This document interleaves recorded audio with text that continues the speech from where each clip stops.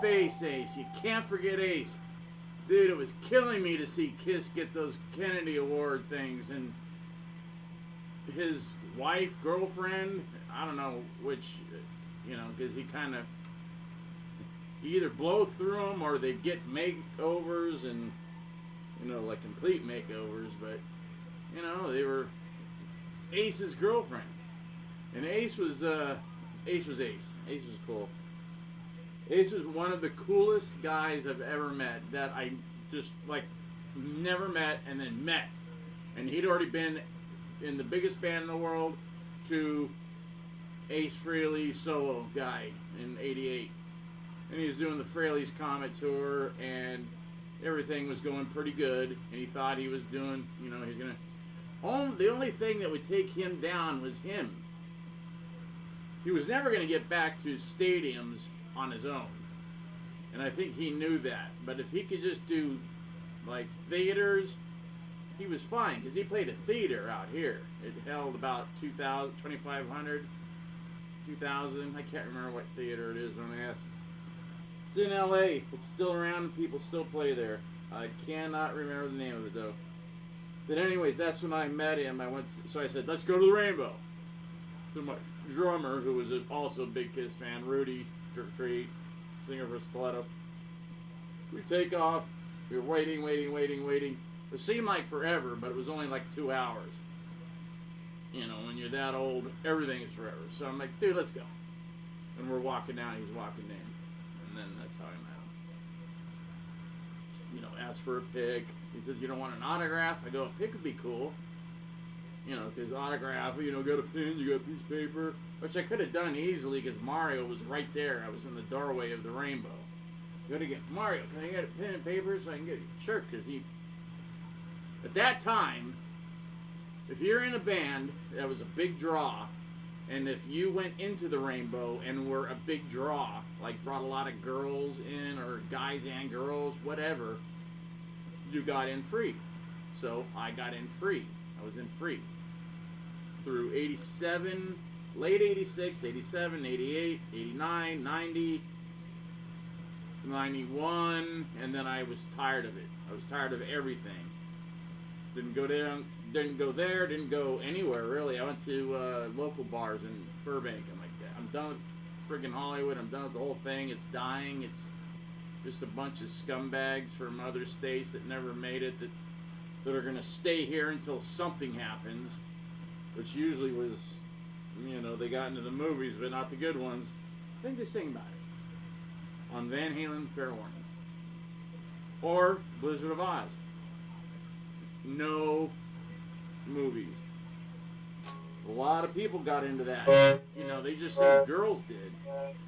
Nah, the strippers did fine being dancers, exotic dancers, did fine staying that way. They got richer. They didn't have to go into that. That was a dead end immediately. Well, within a couple of years, you were either dead or wanted to be dead. But, stripping, especially Deja Vu was the first one to go national and buy it. Why am I talking about that? Waste time talking about stripping. Because most of my girlfriends were a good number of them, 50%. And that was a lot because I had a lot of girlfriends. I still could, but it's just, not easy. You can't do it and be a Christian, and I'm not a hypocrite. I am not a hypocrite. I cuss, yes. I say stupid things all the time, but I repent every day, several times a day. Don't know what it means? Look it up. I ask for forgiveness all the time, constantly. For your Sunday school lesson on Monday.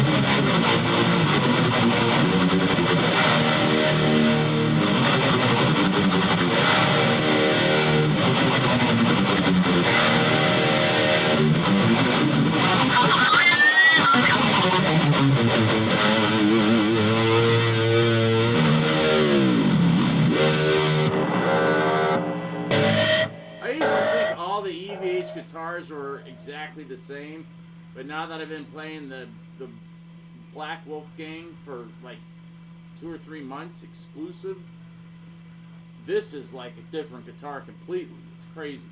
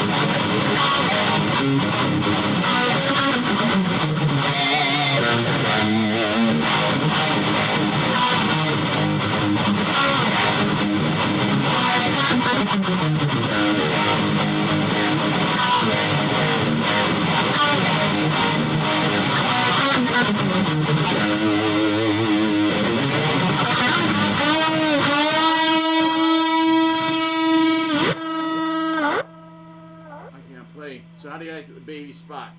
So when I used to work at Universal Studio, when we're having a break, I would usually clean in the film between, putting the roll up. We'd clean the film roll. We'd just run it through the cleaner real quick, and then we'd transfer the film to digital tape, so we can make the dailies. So that could take about a half hour. So I'd usually walk up to the back lot and go to I'd go scare myself. Just seeing the stupid shark in the night, floating out of the water, it's out of the water on that thing, but it's still scary. It still scared the crap out of me. Just because, however old I was in 75, 8, 10, something like that. It still scared me. So I'd walk up the hill to the Bates house, Bates Motel, where the mom lived, and I'd walk in there, and it's all facades. It's all just fake fronts, most of them. Some of them they use as storage, some of them they actually do fix up inside when they shoot stuff, depending on the TV show or the movie. So I went into that house, and they had just shot something where they used that house, parts of that house, and it was old. Everything was in there was old. They had pushed all the old stuff. They just, they don't have time to throw it out. They don't know if they should throw it out, so they just push it all into a pile, into a corner, throw a blanket over it or something, a tarp, and they start shooting. So I'm looking through all the old stuff to see if there's anything cool, and I find a baby spot. Spotlight, about that big. Yep, that big. Glass is broken, bulb's broken, it's rusty. I'm like, this would be cool. Because I remember seeing a guy that used to collect stuff on old sets on the Paramount Ranch, but they didn't call it Paramount Ranch, but that's where they were talking about. And but they have cleared that place out because it was 20th Century Fox, used it to shoot Planet of the Apes, and they used it for the MASH crap, when the helicopter's flying in and they're running up that little hill. That little hill is the same hill that they kept the humans in that weird birdcage looking thing. And that fascinated me. I love Planet of the Apes, so I went there a bunch of times. And I always looked for stuff. So when I finally found this baby spot, it was old. You could tell it was at least 1950s, 40s maybe, something. Probably 50s. So I took it, and I just kept it. I had it hanging in several rooms as just artifact. I didn't want to touch it. Then I thought, why don't I just restore the dang thing? So I went down to an electronics store. I brought it with me. I go, what do I need to restore this? He goes, well, you need to paint it. You need to do it. I go, I'm just going to shoot it with black, flat black or something. Maybe I'll, quick. I want it to look aged. He goes, oh, okay, well then, go ahead and do that. But this is the bulb. This is so basically you're going to just put this in, da-da-da-da-da. You told me what to do. And then it's just a cord. It's not even an on-off switch, just a cord going out. Plug it in, comes on.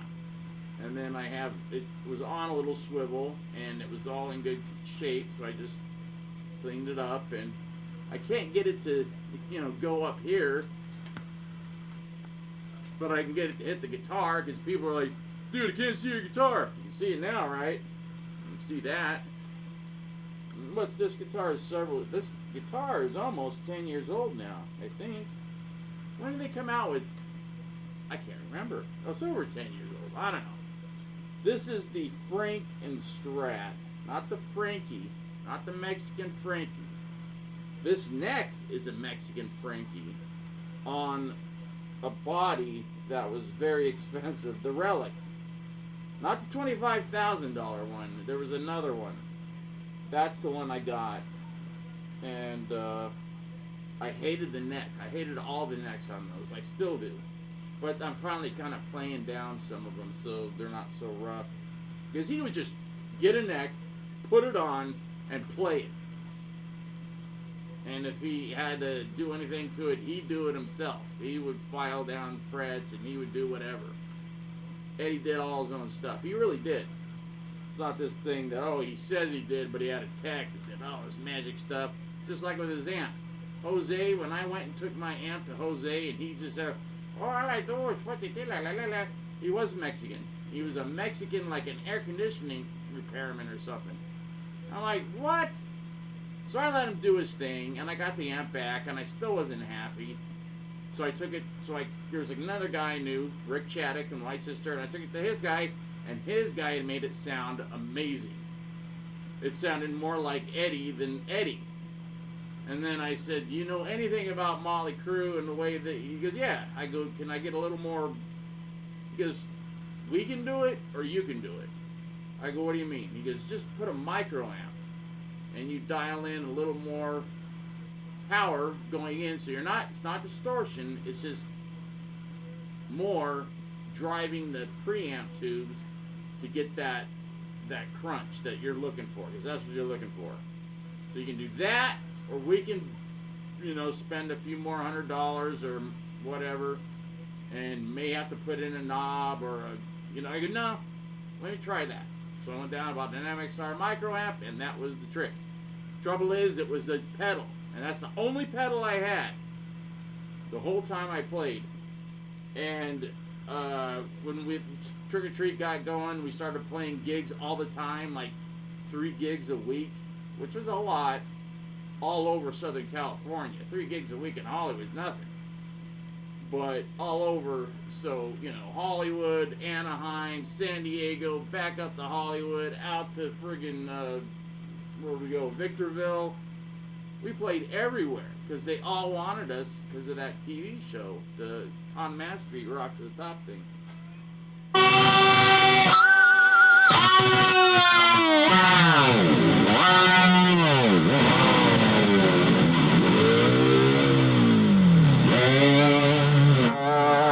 So, there you go. That's your story. I don't even know what I was talking about.